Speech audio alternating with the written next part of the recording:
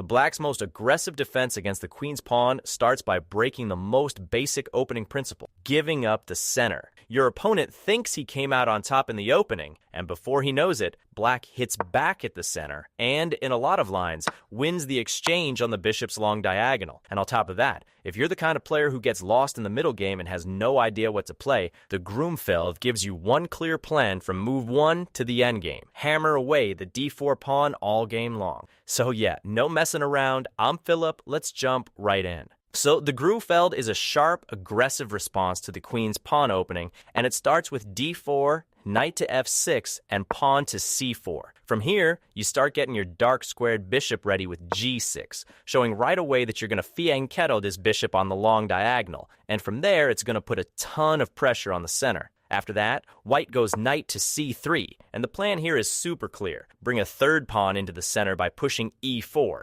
building up this big pawn center, and that's when you play d5, and that's the move that defines the Grunfeld defense. In the Grunfeld, black forgets about the whole idea of parking pawns in the center and goes for something totally different. You develop your pieces super fast and use them to put pressure on white's center, giving your opponent problems right from the first few moves. This move looks quiet, almost harmless, but there's actually a really clear plan behind it, to go after a weak spot in white's position, which is the pawn on d4. The whole idea behind the Grunfeld is all about this, choking that pawn and trying to take it down. Down the line, black is going to trade the d-pawn, which frees up the queen, and you're going to use that fianchettoed bishop on g7 working together with all the piece and pawn pressure to crack that d4 pawn, and we'll get to that in just a bit. Now, in most openings, both sides fight for the center with pawns, but the Grunfeld flips that idea on its head. Black lets white build a big center with his sneaky idea of turning around and attacking it right after. That's the hyper-modern idea. Pieces putting pressure on the center instead of pawns. It's an aggressive strategy that can get black a crushing win, or other times, it can blow up in your face completely. And this idea becomes really clear after pawn takes pawn, knight takes d4, and then pushing pawn to e4. Like we saw at the start, black's target is still d4, and to get there are three main ideas driving the next few moves: getting the bishop to g7, prepping the pawn push to c5 at the right time, and bringing the knight out to c6. Now, I want to point out these two really strong central pawns that are grabbing a ton of space. At first glance, it kind of looks like those pawns are pushing your pieces back, and yeah, that's exactly what's happening, because that big center gives white more room to develop their pieces. But here's the thing, that advantage comes at a cost, because advanced pawns always leave weak squares behind them. I mean, they can't go back, and pawns are actually the best defenders of those squares. In this case, since white pushed the c-pawn and the e-pawn, they now end up with a weak spot on d4. In a way, the Grunfeld is kind of like a battle between two totally opposite strategies. White's basically saying they're going to dominate the center and enjoy all that extra control and space that comes with it. And black comes back and says they're going to hand over the center, but just for a bit, and use that extra time to get their pieces out and hit that center hard, trying to tear it apart and leave your opponent with a ton of weaknesses. So basically, both sides have a clear strategy, and both of them are taking on a pretty clear risk that comes with it. The position you get after white takes on d5 and pushes e4 is the exchange variation, and this is White's most popular line against the Grunfeld. From here, black takes on c3, white takes back, and black finishes the fianchetto by bringing the bishop to g7. You could see right away that white really ends up with this huge pawn setter, which gives them a ton of flexibility to place their pieces,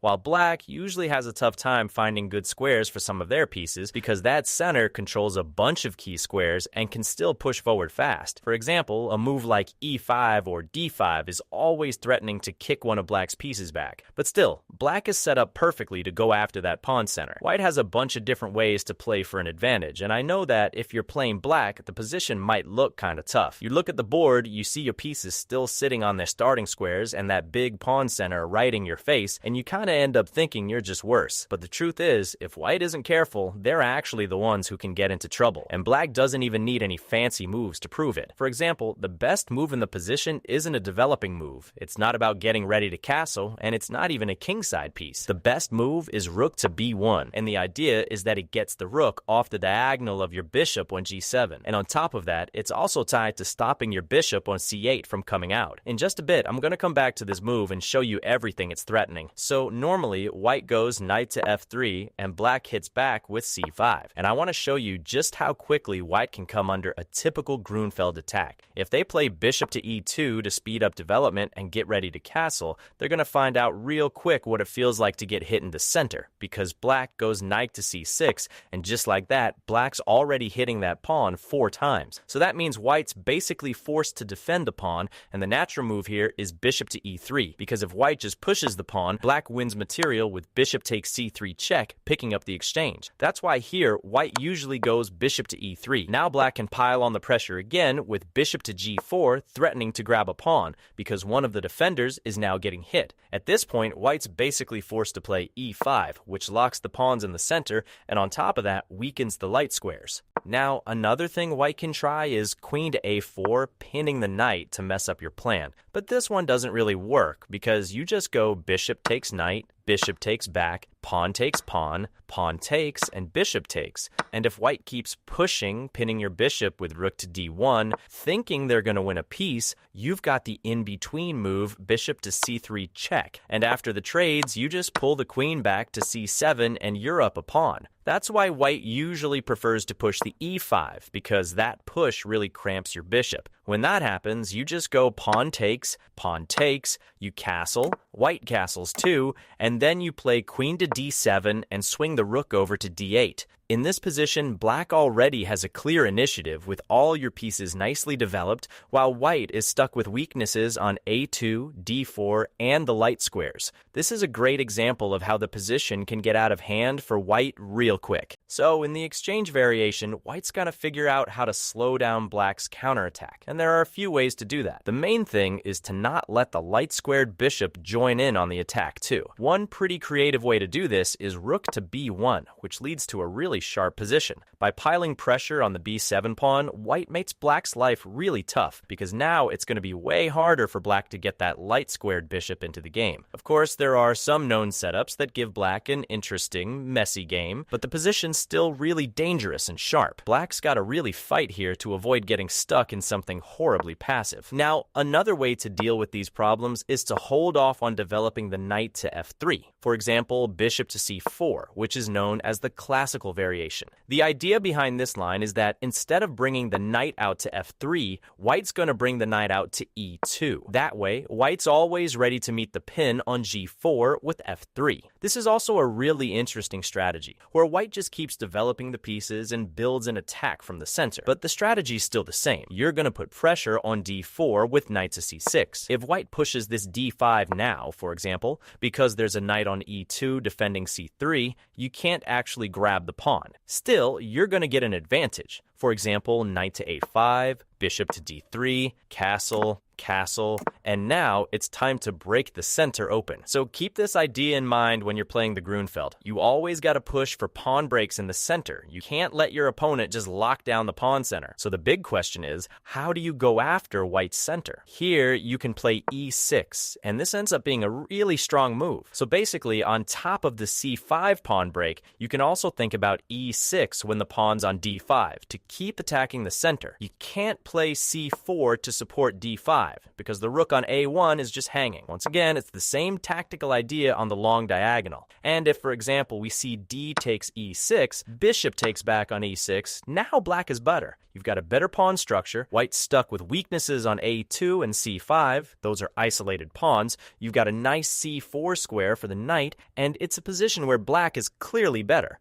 Now, another really popular variation is when white plays something like bishop to f4, keeping the tension in the center without committing to anything. So what are you going to do in a spot like this? You just go bishop to g7, then white plays e3, defending c4. You castle, and now white plays knight to f3. You've already developed the king side and got your king to safety. So what should you do here? You go hit your opponent's center, and that's where the c5 pawn break comes in. Because here's the thing, there's no Grunfeld without c5. So what do you do now? You can get a bunch of different positions here, but the most popular move is pawn takes c5, so you don't end up with any weaknesses. That's because if instead white goes something like bishop to e2, some weaknesses can start to pop up in white's position. Once the pawns get traded off in the center, you can end up with an isolated pawn, and that pawn is going to become a target. That's why the most solid move is just to take on c5. But now you play queen to a5 and some tactical ideas start popping up on the diagonal. Let's say white goes pawn takes d5, grabbing that pawn. Now you've got a really cool tactical shot here. You can play knight takes d5 because that knight on c3 is pinned. And what happens? You're threatening to take on c3, and if white takes with the queen on d5, you've got bishop takes c3 with check, b pawn takes c3, queen takes c3, and the rook on a1 is going. This is a really cool tactical shot you definitely want to remember in this line, right?